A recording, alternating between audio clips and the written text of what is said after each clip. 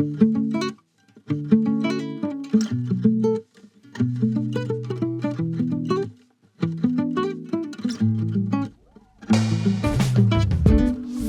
I'm going to show you how I scaped this 90 by 90 just by 30 centimeters shallow, square and freestanding aquarium.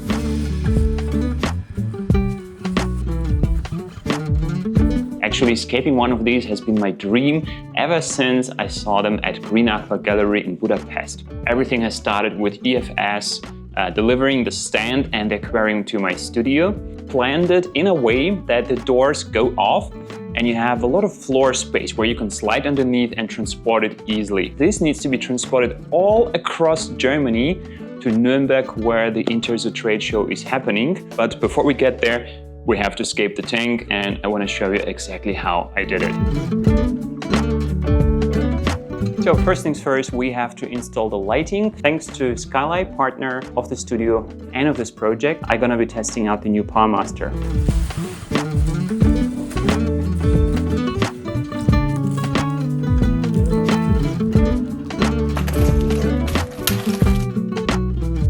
Boom, comes with a special mount. In my case, you can suspend it from the ceiling or you can attach it with this nicely 3D printed mounts to the rim of the aquarium. This is the regular mount because I want it like really way up. I got the cabinet mount that is supposed to be screwed into the cabinet, but I will try to use it with this mount.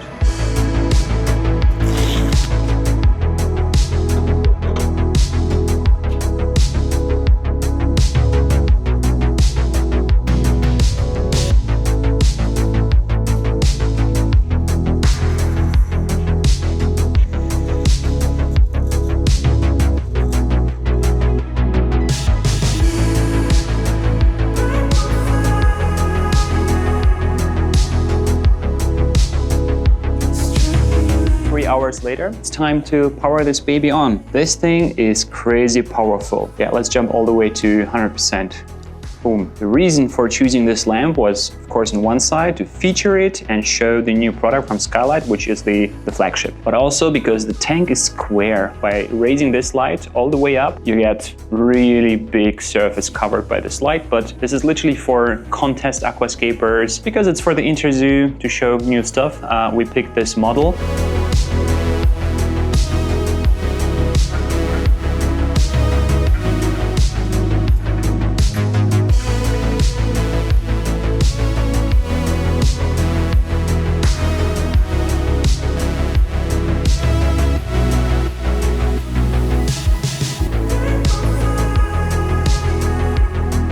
With the stand and the aquarium in place, I invited my good friend Thomas. We started building Hardscape. We placed the wood inside, and the wood comes from aquadeco. This is black roots.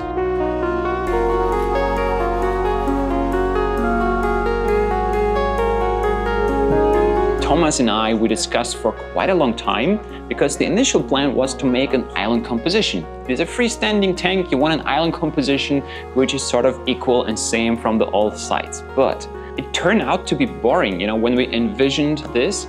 Just the way the wood was positioned, it was perfect for like a diagonal line cutting through the aquarium. Just imagine like a river aisle, like a sandbank in the middle of the river with some trees growing out and the vegetation transitioning into the water.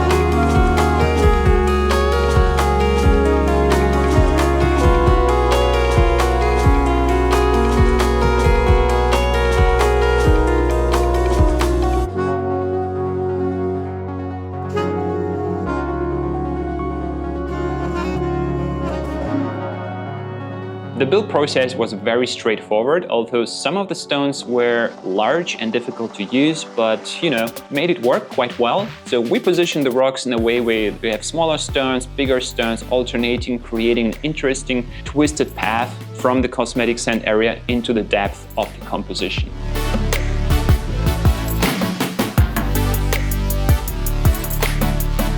We used Arca liquid super glue and some toilet paper to glue the wood in place on the bottom of the aquarium, just to make sure it's not moving, it's not shaking. We started adding cosmetic sand. For that I used 80A La Plata sand. It's not too cold, it's not too warm, it's the perfect ratio, it stays bright, perfect color, perfect grain size, natural mix.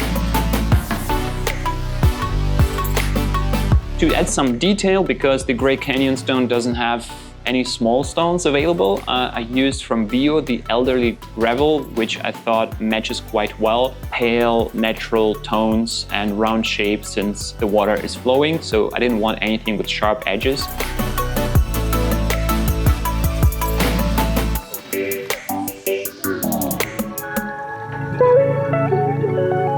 Once the hardscape was in place, it was time to install the gear. I first started with the filters, so shout out to Oase for providing the Biomaster filters. One was thermo, one was regular. I used some already mature biological media from my older aquariums, but the sponges I seeded with Arca Gel filter. And if you want a pro tip how to apply the Gel filter like I did, remove the cap, then you have the lid that seals the bottle, poke a bunch of holes into it, and then you can squeeze the bottle and evenly distribute the gel filter across the sponge surface. I think this is by far the best product to kind of kickstart any filter.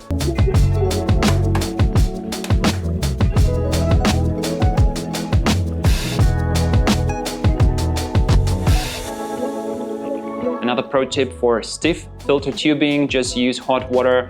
It will make the tubing flexible and it will easily, slide on the, those PVC adapters.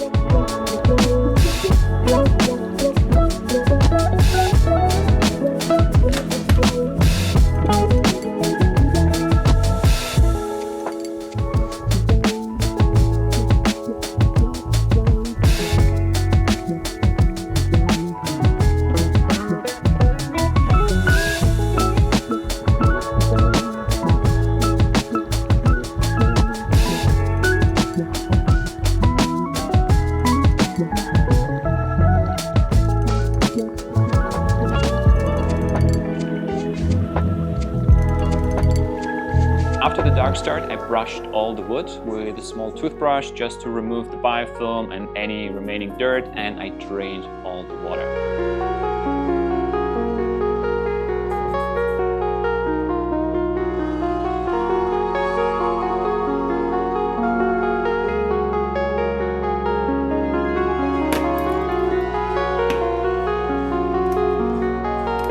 I installed the CO2 system, which is very reliable, has a built-in solenoid.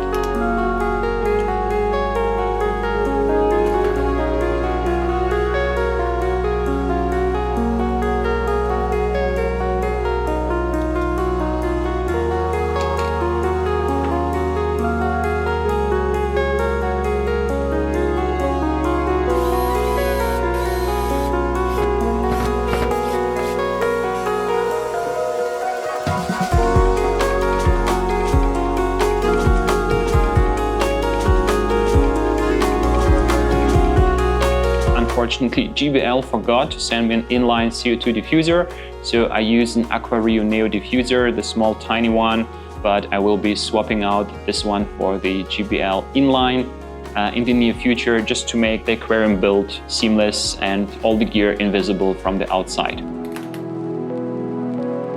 Huge shout out to Tropica Aquarium Plants for providing best quality plants for this project. Hemianthus Cuba. There is a little hack when planting this plant I like to use, and this is you remove all the rock wool but for 1 centimeter remaining, and then you divide it from the bottom and you have like little cupcakes, pieces of sushi, you name it. When you plant it, this helps to keep the plant in the substrate. I used it as a transition from the cosmetic sand to the soil area.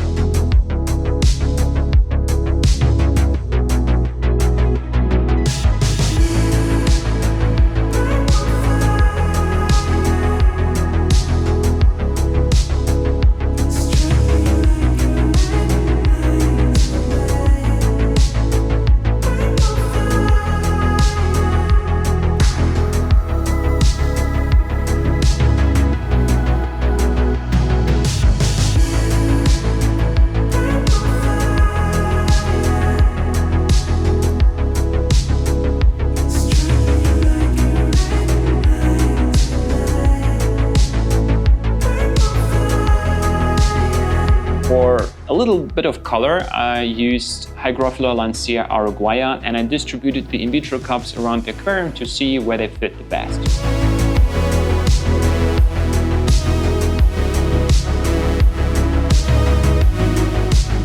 So thereafter I planted a lot of Cryptocoryne wendtii green. This is a very undemanding plant. It's just beautiful, large green. I cleaned it, removed all the rock wool, also trimmed the roots a little bit and washed off the remaining rock wool in a cup.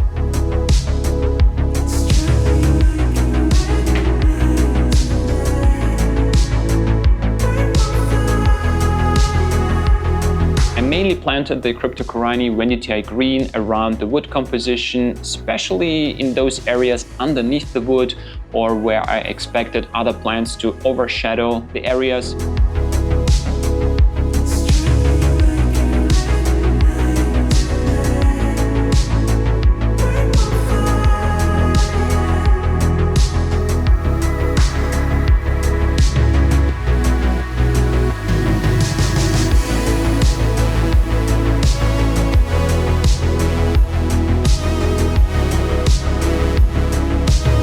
I wanted to add a splash of color again here, and for this I used Nymphaea lotus, the tiger lily. I used multiple plants on both sides, and you have to be very careful planting Nymphaea lotus with a bulb so it stays attached to the plant. If it falls off, it's not a huge deal. The plant already has roots and is going to grow, but if the bulb is attached, this is like a nutrient deposit the plant can feed from, can store nutrients in, and will likely produce more baby plants from this bulb.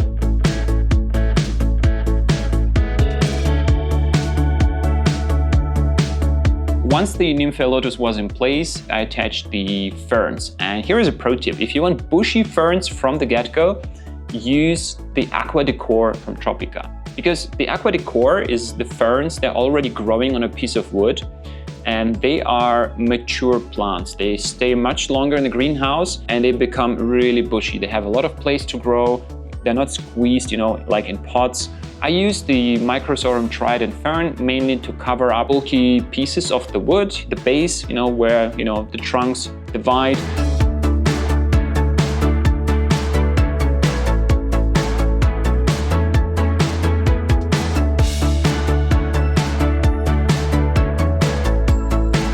With the ferns in place and for an immediate bushy appearance, so much bushiness in this layout, I used 10 pots of Cyperus helferi. I think it's a great fit for this composition, and I filled the entire center with this plant.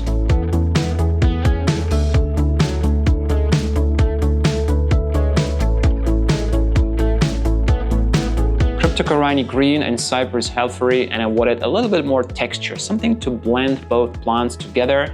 And for this I used Myriophyllum mattogrossense. Just a few here and there for that wild look, and maybe I will allow them to grow long and tangle around. I will see how that goes.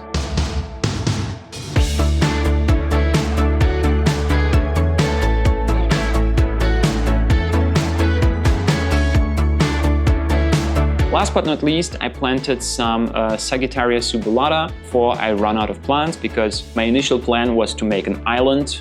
An island composition has a lot more cosmetic sand and much less soil surface, so I ran out of plants. As you can see, the corners remained empty and I had to reorder plants.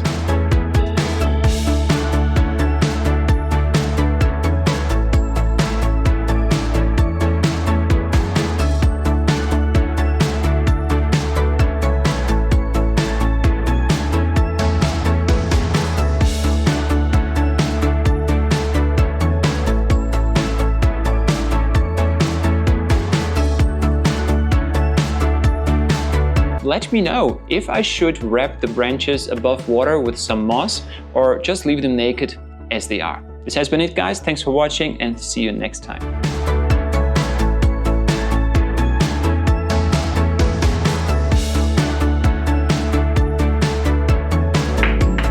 Note to myself, drinking Coke while recording is not good because I have to burp on camera. That was the promised burp. Oh, fuck.